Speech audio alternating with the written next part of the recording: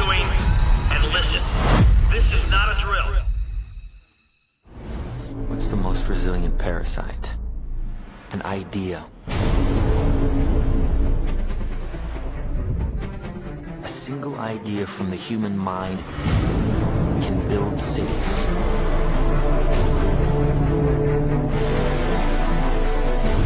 An idea can transform the world and rewrite all the rules. Which is why I have to steal it. He's hiding something and we need to find out what that is. We gotta break out of here. In the kick!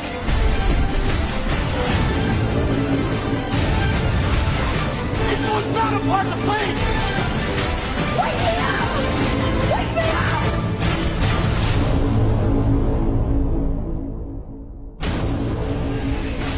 I know we have still not shattered that highest and hardest glass ceiling, but someday someone will, and hopefully sooner than we might think.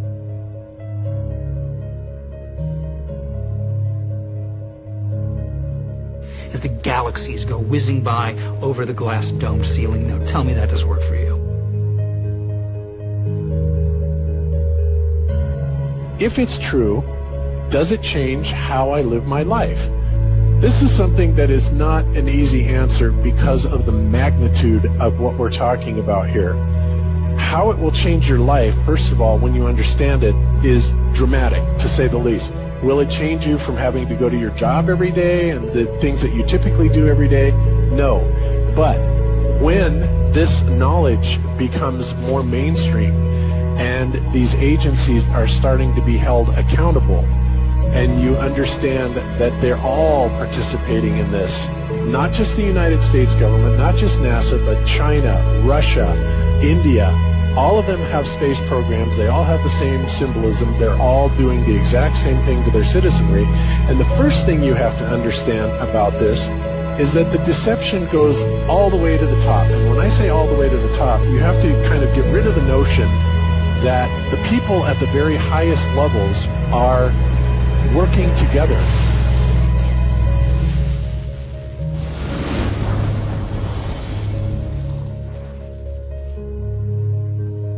Why would they do this? Why are they trying to hide the fact that we are on an infinite plane or on a flat earth rather than a ball? Well, if you isolate people into the idea that they're on a blue marble that's in the middle of a universe that is really insignificant and there's thousands or millions and billions of other worlds and possibly other civilizations, that makes most people think that we are insignificant and that we did actually come about as some sort of an accident.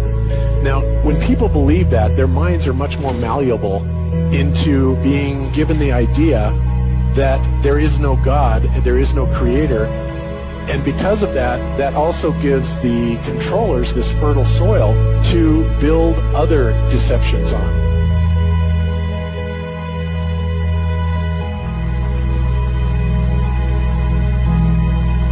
Why do you think that Truman has never come close to discovering the true nature of his world until now? We accept the reality of the world with which we're presented. It's as simple as that. It's about total control, mental, physical, spiritual, every way, shape, form possible. You have to remember how big of a conspiracy this is. This isn't talking about just the JFK thing or isn't talking about just 9/11. It's on an umbrella kind of system to where it is the biggest deception that there is. It actually exposes every other deception, and nothing else brings down the power of the elite because it really exposes education, science, the economy, television, museums, universities. Think of all the things that have been fooled.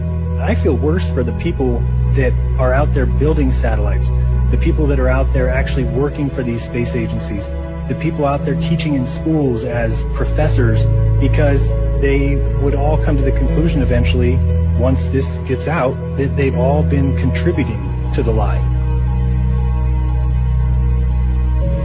Why do you believe what you believe?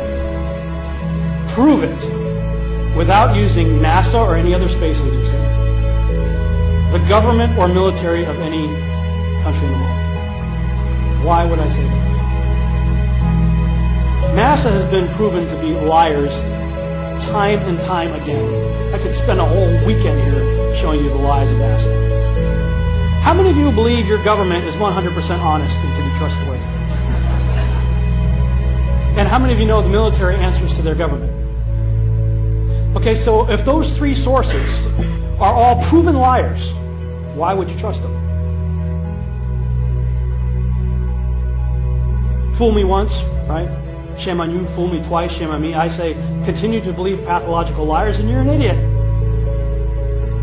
But that's what we've all done. And so, I look at these stuff, we've all seen the textbooks, we've all seen the videos and movies and all these things, and there's so much of it. Do you know what the budget NASA has? You know how much they get? How much money they get? Have you seen the movie Gravity? Okay. That's made for about $100 million, give or take. And if you saw the movie Gravity, that was pretty impressive. I saw it on IMAX, big screen, like, wow. I mean, I felt like I was with Sandra Bullock flying around in space, freaking out myself. Okay, this is what they're able to do with $100 million. What are you able to do with tens of billions of dollars a year since the 60s?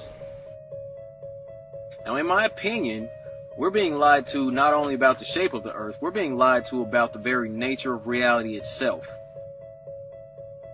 In 1954, Admiral Richard Byrd, a highly decorated naval officer, conducted an interview where he alluded to the idea that there may very well be land beyond the poles.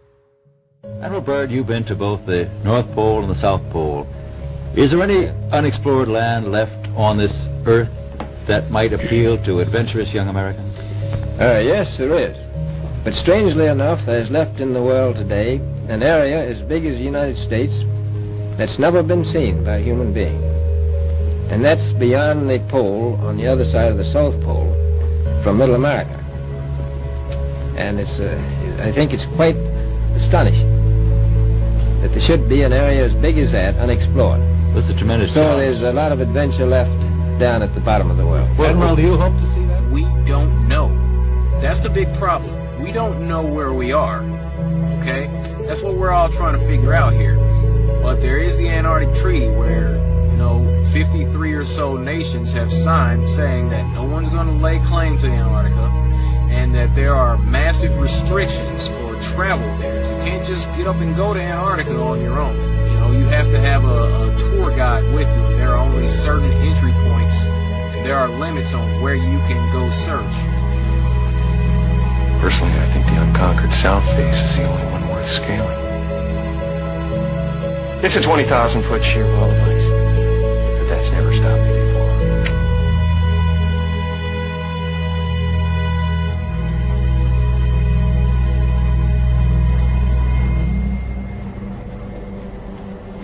Welcome.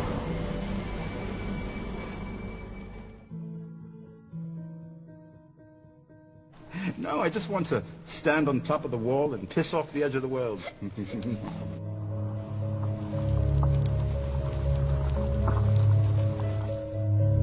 What difference does it make? What difference does it make?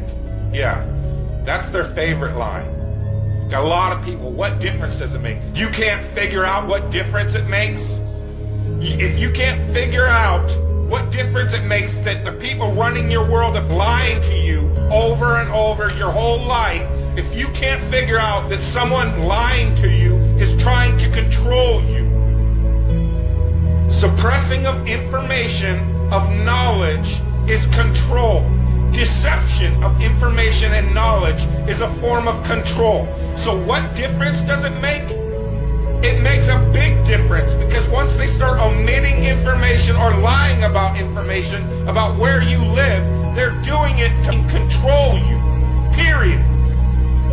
Why am I having to explain this to critical thinkers in the truth movement?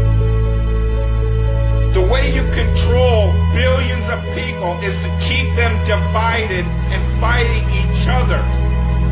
Flat Earth is not a PSYOP. Flat Earth destroys the PSYOP. Every PSYOP that's been used to control us.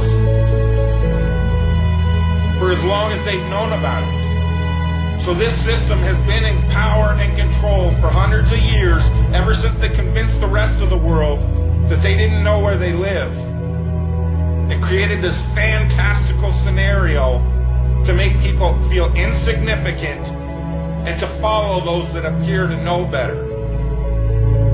Why is the flat earth so important? Because it shows the deception. And if everybody would just come together and demand answers, they would be in checkmate. They would not know what to do. Train up a child in the way that he should go, and when he is old, he will not depart from it. I believe that's why we have so many who are indoctrinated to still believe and fight so hard for the heliocentric model. The reason being is because we've been taught the globe model since before we had the ability to think for ourselves. Think about that. Before you could think for yourself, before you could form rational thought, you've been taught that you live on a spinning ball, although your five senses tell you something totally different. Our senses tell us that the earth is flat and stationary, that the sun and moon and the stars rotate above us just as we see, that they make their annual cycles in such a way that we can calculate days, months, and years of the passage of time, just like in Scripture. The earth in itself works like a well-designed timepiece, and we all know that any timepiece that we can think of has a designer. What if the lie is to hide the existence of that designer? What if they're lying to us about this because they're hiding God?